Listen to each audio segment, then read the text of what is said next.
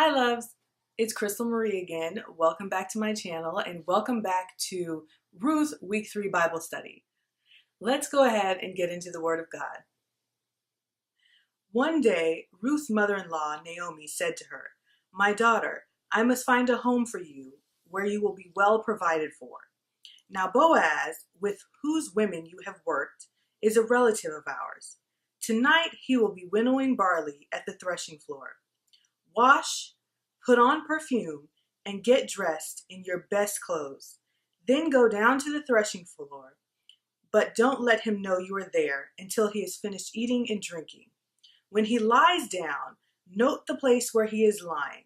Then go and uncover his feet and lie down. He will tell you what to do." "I will do whatever you say," Ruth answered.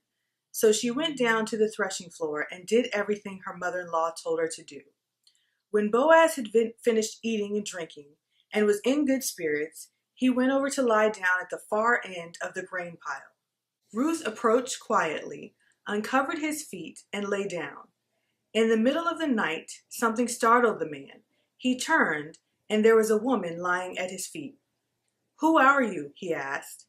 "I am your servant Ruth," she said. "Spread the corner of your garment over me, since you are a guardian redeemer of our family." "The Lord bless you, my daughter," he replied. "This kindness is greater than that which you showed earlier. You have not run after the younger men, whether rich or poor. And now, my daughter, don't be afraid. I will do for you all you ask. All the people of my town know that you are a woman of noble character. Although it is true, I am a guardian redeemer of our family, there is one who is more closely related than I.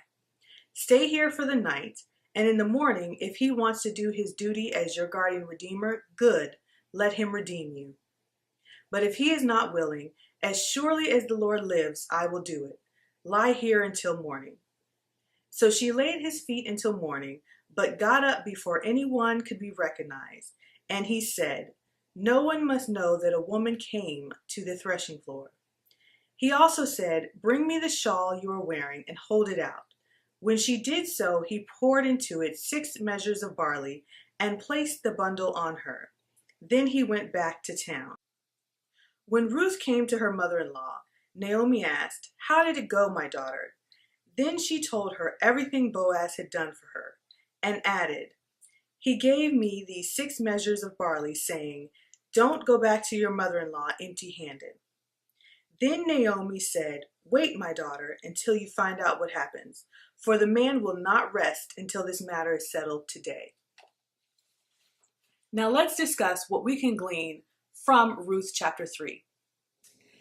Now, this was a very short chapter in Ruth. There's only 4 chapters, but I believe chapter 3 is the shortest, but we can learn a lot from what is in this chapter. First, Naomi makes plans for her daughter-in-law. And as we discussed in Ruth week 1, Naomi is a covenant partner to Ruth, and Ruth a covenant partner to Naomi. So your covenant partners are people who have your best interest at heart. And it clearly shows that when Naomi is saying, "My daughter, I must make plans for you." So the first thing that we can take from this chapter is that your covenant partner can help you get to your destiny. They are thinking about you, even when it may or may not benefit them. Naomi wanted to make sure that Ruth was blessed and that she had a partner, a future husband, if you will. So that's the first thing. The second thing is that Naomi gave Ruth really specific instructions for the way that she was to capture Boaz's attention.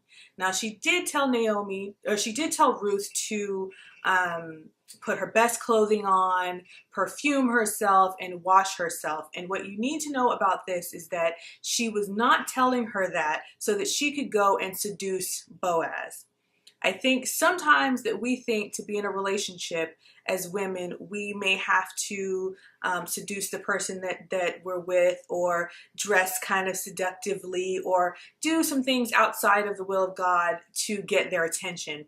And if you notice in this chapter, Ruth did not have to do any of that. yes, you definitely want to put your best foot forward, and you should. So, wearing appropriately looking clothes is something that you would want to do, just like you would do if you were going to a job interview. You want to put your best on, but you don't have to be overly sexy or overly revealing or do anything outside of the will of God to get the attention of your Boaz. He is definitely going to be looking at your heart, and your personality. And of course, we do like to be attracted to the person that we are looking at, and he will be. And you don't have to do anything extra but be who you are to get his attention. Naomi also gave Ruth specific instructions about how she was supposed to lay at Boaz's feet. And if you notice, she told her, Ruth, to lay at Boaz's feet. She did not tell her to go in there and lay parallel to him. Laying parallel could get you in a little bit of trouble, and again, would be outside of the will of God if you were not married. So, I think it's key here to understand that in that time, this was a way that she was kind of petitioning Boaz to be her kinsman redeemer.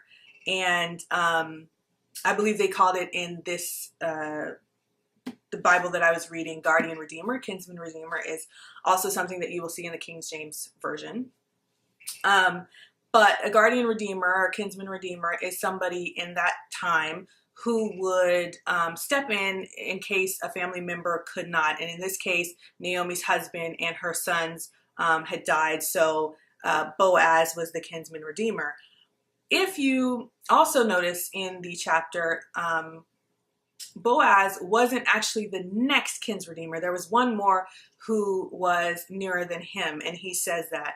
And he says, if this kinsman redeemer will redeem you, then let him do so.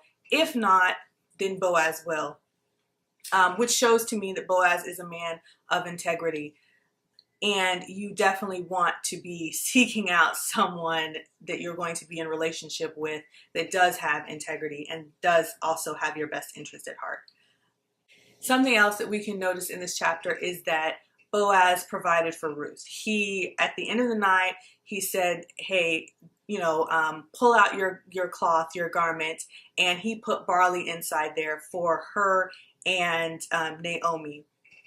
And I think this is really key because it shows that Boaz is a provider and that he cares about Ruth and Naomi and their well-being, which is somebody that you definitely want to be with. You want to be with a person who cares about you and cares about your goals and your needs, and you do the same for them.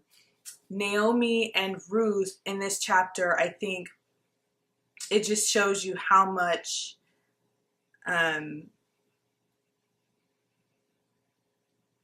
covenant partners look out for each other. Both Naomi and Ruth, and then also Boaz to Ruth.